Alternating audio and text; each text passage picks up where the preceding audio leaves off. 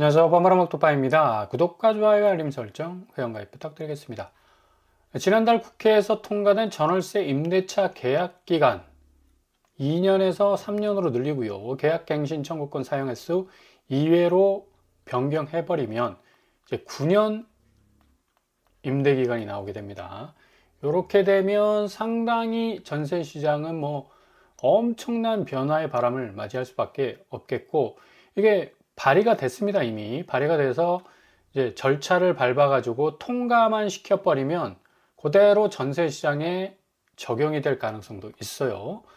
일단 이런 이 법안이 통과되면서 이 집주인들은 세입자에 대해서 신용점수, 고용, 소득증명, 범죄기록, 이전 집주인 추천서, 야, 전에 살았던 집주인 추천서까지 받아야 돼. 뭐 테넌시 스크리닝이라고 그래가지고 이 선진국에서는 많이 퍼져 있는 시스템이다, 이런 식으로 해서 지금 세입자들을 압박하려고, 이게 참 얼마나 황당한 전세법인가나 뭐 이런 걸 이제 좀 설득력 있게 좀 보여주기 위해서 뭐 이런 식으로 얘기를 또 하고 있는데, 발끈하는 이유가 요것 때문이죠. 일단 9년 전세, 제가 생각해도 이건 너무 길다. 이거는 조금 이게 조정이 좀 이루어져야 될 것 같고요. 임차인의 요거는 중요하죠. 권리 발생 시점은 그 다음날 빵시인데 이제 당일 빵시로 이제 바꾸게 되고, 그다음 임차인이 등기만으로 보증금 미반환 시 바로 임차인이 이제 강제경매 신청할 수 있어요. 이것도 굉장히 강력한 권한이 될 수가 있겠죠.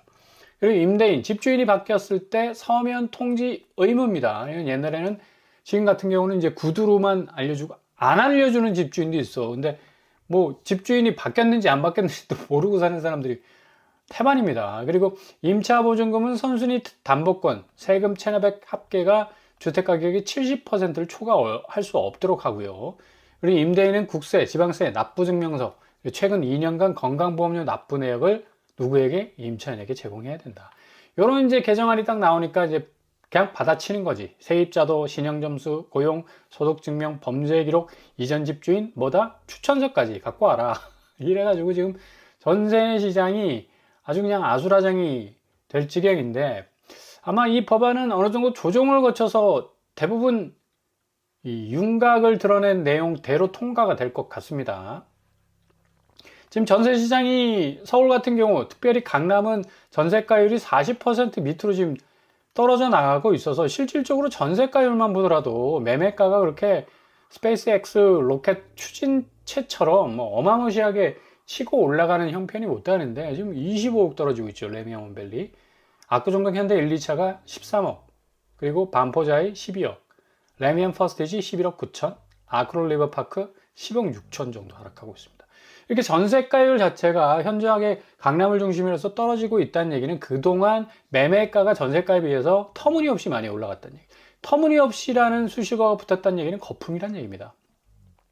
그만큼 그 아파트의 가치가 그냥 뭐 그 아파트에 때려 넣은 어떤 이 아주 단단한 자산 가치로 형성이 된 게 아니라 대부분 이제 연끌 받아가지고 어떻게 든 중심지에 아파트 잡고 나서 세입자 들여가지고 그 돈 또 굴리고, 또 원금이자 어떻게든 한 달 한 달 그냥 모면해 가면서 시세 차익, 막대한 시세 차익 아닙니까? 그 막대한 시세 차익을 얻기 위해서 그렇게 지금 집값을 엄청나게 부풀려 왔었는데, 요런 어떤 사안들이 이제 금융시장의 대변동성과 함께 한국시장 아파트가 어느 정도 정말 질서 있게 정리가 되는 그런 어떤 수순에 와 있다고 말씀을 드릴 수가 있겠고요. 금융시장 같은 경우는 지금 오라클, 오늘 좀 화제가 많이 됐습니다. 오라클룸이라고 그래가지고 예언자, 신탁이라는 그런 뜻을 가지고 있죠. 근데 오늘 예언, 신탁이 완전히 꽉 났습니다. 11.5%나 떨어졌어요. 이유가 뭘까요? 예상 수익이 23조 8천억 정도였는데 실제로 나온 데이터 수익은 23조 5천억. 언뜻 보기에는 조 단위, 그것도 20조가 넘어가는 어마무시한 천문학적 수익률 아닙니까? 근데 한 3천억 정도 못 미쳤다고 그냥 완전히 팽당해 버렸습니다. 그러니까 시장 예상치 하회했다 이래가지고 거의 뭐 끝없는 추락을 할 것 같은 엄청난 공포감을 주면서까지 이렇게 지금 떨어지고 있는데, 그만큼 금융시장은 확실한 실적 그 기준을 따라서 분명한 가치의 명암이 엇갈리는 그런 곳이라고 할 수가 있겠죠. 한국의 부동산 시장은 가치 개념은 개념인데 이게 어느 지역에 딱 아파트가 들어서느냐, 그리고 얼마만큼 오를 수 있겠느냐, 그 오른 차익만큼 내가 얼마나 시세 차익을 챙길 수 있겠느냐, 이런 어떤 사인 간의 계산이 꼬롬하게 지금 또아리를 틀고 있어서 상당 부분 금융시장의 흐름과는 좀 반대되는 어떤 모습을 가지고 있죠. 이와 동시에 엔비디아도 AI 대표 주자 아닙니까? 같이 손잡고 1% 이상 하락했지만 방어력은 굉장히 세다. 왜? 엔비디아는 570억 달러, 우리나라 돈으로 83조의 어마무시한 수익률을 창출했음에도 불구하고 요즘 굉장히 보합세를 쭉 보이고 있죠. 억가라고 그래가지고 AI 거품론 때문에 그 소용돌이 속에서 지금 못 빠져나오고 있는 상황으로 치닫고 있습니다. 그럼에도 불구하고 엔비디아가 워낙에 실적이 좋았기 때문에 그래도 1% 한도 안에서 방어진을 구축을 하고, 오라클 같은 경우는 한도 끝도 없이 그냥 떨어지기 11% 떨어졌으니까 오늘 밤에 또 얼만큼 떨어질지 많은 투자자들에게 지금 공포감을 안겨주고 있는데, 이렇게 명암이 분명합니다. 실적을 어떻게 냈느냐, 기대감을 어떻게 충족시켰느냐에 따라서. 근데 한국 부동산 시장은 다 베일에 가려져 있잖아. 브로드컴은 11일, 한국 시간으로는 12일 오전 7시경에 발표하고요. 이건 삼성전자와 하이닉스와 딱 연결된 기업이기 때문에 바로바로 영향을 받을 수밖에 없겠고, 마이크론 역시도 한국 시간 18일 새벽에 실적을 발표하게 됩니다. 자, 이런 식으로 명암이 쫙 깔립니다. 그 기준은 투명한 실적이다, 투명한 가치다, 투명한 기업 평가다. 근데 한국 아파트 시장은 어느 쪽에 아파트가 딱 전봇대처럼 꽂혀 있느냐에 따라서 그 가치가 달라져 버리니까 분명한 부동산 양극화가 지금 일어날 수밖에 없는 거다. 양주 이천은 지금 분양가에서 3억 내려도 안 팔린다고 난립니다. 양주시 양주 서희 스타힐스 2억 8천, 여기 3억 가까이 떨어지죠. 거의 반토막 수준입니다. 여기는 이 정도 떨어지면. 그리고 이천시 역시도 경기 외곽권인데 2억 5천씩, 2억 4천 이런 식으로 떨어져 나가니까 이제 거의 이제 50% 이상 파이가 떨어져 나갈 것 같고, 자, 반대적으로 과천, 분당, 수지 신고가 릴레이를 지금 계속 보이고 있다고 하는데, 실질적으로 이 매매가를 들여다보면 그렇지도 않아요. 과천 프루지오 서밋이 4억 8천, 과천자이 3억 8천, 과천 주공 10단지 3억 5천 지금 떨어지고 있습니다. 그리고 조금 범위를 좁혀서 일주일 거래 상관으로 보면 실거래가 내역이 없어요. 신고가 릴레이, 요거는 좀 확인을 좀 해봐야 될 것 같아요. 릴레이, 글쎄요, 최고가를 계속적으로 지금 찍고 있는 곳이 어딘지 분명치 않은 상황 가운데 입지가 일단 좋으니까, 서울 접근성이 좋으니까 이런 얘기가 나오는 것 같고, 성남시 분당구 역시도 2억 5천, 아르만 1단지 2억, 또 샵 판교도 1억 8천 정도 하락세를 보이고 있는데, 또 임해동 쪽도 2억 5천만 원 하락하고 최고가 거래가 조금씩 또 이어지고 있는 그런 어떤 상황입니다. 일단 또 수정구 역시도 하락 추세를 보이고 있고, 최근에는 실거래가 내역이 없어요. 그러니까 최고가 자체가 계속적으로 추매하는, 그 꼬리를 잡으려고 릴레이식으로 이어져 가는 그런 어떤 형국은 못 된다.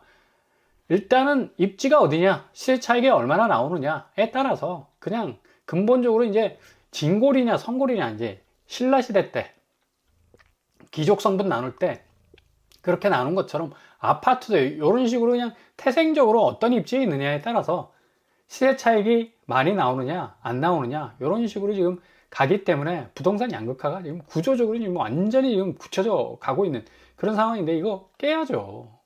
시세 차익 쏠림 현상 때문에 얼마나 많은 사람들이 내 집 마련하기 위해서 그냥 피골이 상접하고, 그죠? 맷돌을 돌려가면서 그런 식으로 그냥 달려왔습니다. 14년치 월급 한 푼도 안 쓰고 모아야지 서울 아파트 마련할 수 있답니다. 참 이거 비애가 느껴지죠. 서울에서 누구나 자기 이 집 주근접 가까운 곳에서 아무런 허들 없이 그냥 내가 살기 위해서 주거용으로 들어가는 그런 어떤 집의 개념이 이제 완전히 좀 사라지고 있다. 월소득 대비 월임대율 비율이 RIR이라고 하는데, 이거는 이제 똑같아요. 근데 이제 PIR 자체가 이제 15년 정도, 14년 정도 걸려버리니까 부동산 양극화가 일어날 수밖에 없다. 이 양극화를 뛰어넘기 위해서 작년 8월에 거의 10조 원에 가깝게 대출을 그냥 완전히 쏟아내지 않았습니까? 주담대 10조, 한 달간 10조 증가했습니다. 근데 그때 주담대가 8조 5천억이야. 그럼 이게 지금 어느 정도 고점에 물려있는 집들을 다 잡았다는 얘기인데, 결국에 가서는 집값이 이제 하락하기 시작하면 이거 걷잡을 수 없이 쏟아지게 생겼어요. 지금 금리가 7%잖아. 당시 금리가 한 3% 정도까지 내려갔었습니다. 근데 7%까지 지금 올라가가지고 이거 거의 정신 없을 겁니다. K뱅크는 상단이 7.72%예요. 자, 계산기에 집어넣으면 3억 받는다고 치고 20년 7.2% 잡아봅시다. 3억 받았는데 이자만 2억 5천 이상 내야 됩니다. 배보다 배꼽이 더 크죠. 매월 236만 원 내야 되고. 이렇게 되다 보니까 결국에 가서는 다 그냥 집 산 사람들이 자기 집 같은데 다 은행집이야. 그리고 그 집 자체가 내가 매달 현금 흐름이 원활하지 못하면 그냥 경매로 가버리는, 주식에서 말하는 반대 매매 당할 수도 있다는 얘기예요. 그러니까 굉장히 아슬아슬한 외줄타기를 하고 있는 건데, 지금 이 고환율과 부동산 집값이 잡히지 않아서 한국은행은 금리나 내년 1월에도 안 할 가능성이 높아요. 그러니까 초저금리 시대 1%, 2%, 3%까지 치자. 그까지 금리가 내려갈 이유는 전혀 없죠. 가뜩이나 지금 최고점을 찍고 있는 환율은 1474원까지 지금 올라가고 있고, 환율은 당연히 원화 가치가 하락하기 때문에 대출자 이자 부담이 커질 수밖에 없습니다. 그리고 실질적으로 실생활 물가, 수입 물가가 올라가기 때문에 물가적인 차원에서도 상당한 부담을 느낄 수밖에 없겠고, 그럼 그렇게 전부 때처럼 좋은 입지에 딱딱딱딱 꽂아놓은 아파트, 그 누가 받아줄래요? Republic of Korea Population, 그러니까 우리나라 인구, 생산 가능 인구 보십시오. 그냥 스키 슬로프입니다. 쭉 타고 내려오죠. 2020년, 2030년 그 상간에 아주 현격한 어떤 차이를 보여주고 있는 겁니다. 거의 10만 채나 되는 이 서울 아파트, 누가 잡아주겠습니까? 인구가 지금 점점 사라지고 있는데, 인구 얘기하지 마시라. 꼭 하락 얘기하면서 인구 갖다 붙이더라. 아니, 실질적으로 사람이 있어야 그 집에 들어갈 사람이 생길 거 아닙니까? 15년 후 2040년 넘어가면 5년마다 350만, 10년에 700만, 30년에 2100만 감소합니다. 5년마다 부산, 인천 하나씩 텅텅 비는 것과 똑같은 이치에 그런 어떤 산식이 나오기 때문에 지금 어떻게 해서든 버텨가지고 그냥 최고가 받아가지고 탈출을 하려고 계산기 두드리고 있는 집주인들, 근데 지금 분위기도 상당 부분 많이 얼어붙어 있어가지고 힘들 가능성으로 보이고요. 오히려 지금 코스피, 코스닥 작은 어떤 변수 때문에 이렇게 뚝뚝 떨어지는 거 보십시오. 이게 투명한 시장이죠. 부동산 시장은 이게 악재로 나오든 이게 불리한 상황이 나오든 규제가 나오든 꿈쩍도 안 하고 있지 않습니까? 그만큼 시장 자체가 정상적으로 안 돌아간다는 얘기고, 오늘 코스피가 파월의 산타 선물 받았어요. 기준금리 인하했지 않습니까? 그럼 상승해야지. 근데 오히려 더 하방 압력을 받았다. 왜냐? 그만큼 SK 하이닉스의 투자 경고 종목 지정된 또 투심을 좀 자극했던, 좀 냉랭하게 만들었던 그런 요인들도 있었고, 만기가 됐던 여러 가지 또 상품들, 종목들이 있었기 때문에 이런 어떤 이 하락세를 모면하지 못했었습니다. 자, 이런 작은 변동성 안에서 출렁거리는 어떤 금융시장과는 달리 서울 아파트 값은 계속 오른다. 송파구 가장 높은 비율이다. 42억 잠실 아파트 1년 만에 이런 식으로 올랐다. 이런 식으로 계속 집값을 정말 터무니없이 계속적으로 펌프질을 하다 보면 이거 결국에 가서는 이런 시대가 딱 닥쳐오면 그냥 공영 멸망 시대처럼 서울의 대장 아파트들은 그냥 한순간에 다 나가 떨어질 가능성 높다. 오히려 국민성장펀드라 해서 지금 정부에서는 150조를 코스닥 쪽으로 지금 다 쏟아부어줄 지금 공산이잖아요. 50조까지 투입한다고요. AI하고 반도체. 요것도 주목할 필요가 있고요. 코스닥이 좀 오늘은 약간 좀 주춤했지만 그럼에도 불구하고 외국인이 꾸준히 들어오고 있다는 얘기. 그리고 정부 차원에서 50조 이상을 투입한다는 얘기는 그만큼 유동성 자체가 굉장히 넘쳐 흐른다라는 걸 볼 수가 있어요. 그러니까 앞으로 시장 자체가 굉장히 현금이 아주 풍요롭게 흘러갈 수 있기 때문에 여기 투자하시는 분들은 상당히 또 이득을 볼 수 있는 그런 부분이 있고, 반대적으로 지금 부동산은 지금 3중, 4중 규제에 딱 묶여 있지 않습니까? 주택가격에 따라서 대출 한도도 6억, 4억, 2억으로 묶여 있어요. 또 차등으로 딱 묶여 있습니다. 스트레스 금리도 역시 최고 3% 가상금리 붙죠. 그 다음에 전세대출 DSR 역시도 집주인 같은 경우는 임차인으로 전세 대출을 받는 경우에는 전세 대출 이자 상환분을 DSR에 적용하게 된다. DS에 적용하게 된다. 그런 어떤 이 규제까지도 내놓고 있기 때문에 전방위적으로 지금 부동산 시장의 아파트는 유동성 자체가 상당 부분 쪽으로 들어가 있다. 그러니까 현금 자체가 제대로 흘러가지 못하는 시장은 상당히 어려움을 겪을 수밖에 없는 거죠. 오늘 뭐 부동산원에서 다시 집값이 오름세로 전환이 되고 있다는 분위기를 다시 끌고 가고 있는데 그것 자체가 참 여러모로 참 지금 현장의 분위기와는 전혀 좀 다른 딜레이된 어떤 공식 지표들이 계속적으로 혼조세 이 매수자들의 어떤 마음을 흔들고 있으니까 이거 뭐 완전히 부동산 시장 자체가 위기 중의 위기다라고 말씀을 드릴 수가 있어요. 그만큼 앞으로 금융시장과 또 부동산 시장에 초반에 말씀드린 오라클과 엔비디아의 운명이 쫙 갈라지는 것처럼 이게 입지 하나만으로 시세 차익 하나만으로 아파트의 가치가 이제는 결정되기에는 인구수가 그리고 생산 연령대가 너무나 달라진 완전히 격변하는 시대를 맞이할 수밖에 없기 때문에 아무리 고점의 아파트를 사더라도 그 고점 위를 밟고 올라설 만한 그런 어떤 가치의 어떤 상승 효과는 기대하기 힘들다. 그 대부분 다 빚 아닙니까? 부채 아닙니까? 그걸 다 묻고서라도 내가 그 집 사줄게 하는 사람들이 그냥 천지빛깔로 탁 깔려 있어야 되는데 근데 드문드문 아예 그냥 시장에서 뭐 자취를 감출 수 있는 그런 위기 상황이 충분히 찾아올 수 있다는 얘기죠. 잘 지켜보시면서 한 발 한 발 접근하신다면 지금 부동산 시장이 굉장한 어떤 혼조세로 보이지만 실질적으로 한꺼풀을 다 걷어내고 보면 상당히 좋은 기회들이 여러분 눈앞에 펼쳐지게 될 겁니다.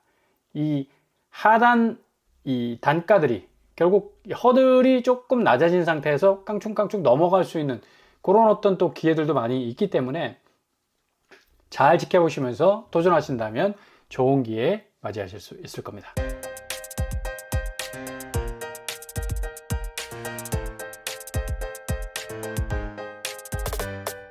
오늘의 부동산 캐리커처 너무 급박하게 생각할 이유 없습니다. 지금 전체적으로 볼 때 이 금융시장 자체의 어떤 대변동성에 부동산 시장이 전혀 못 따라가고 있죠. 그러니까 합리성 부분이나 또 황금성 부분이나 투명성 부분 다 이게 다 베일에 가려져 있기 때문에 이것 자체가 시장이 건전하게 성장할 수 있는 그런 어떤 시스템이 못 된다. 그래서 앞으로 이런 어떤 왜곡된 어떤 가치 체계를 근거로 한 시장은 확실하게 필터링이 거쳐질 그런 어떤 이 시대가 찾아오고 있기 때문에 잘 지켜보시면서 올해 말과 내년 초에 집값의 대변동 시기를 잘 가늠하셔서 진입 시기를 고려하시면 좋은 기회, 골든타임을 분명 잡으실 수 있을 겁니다.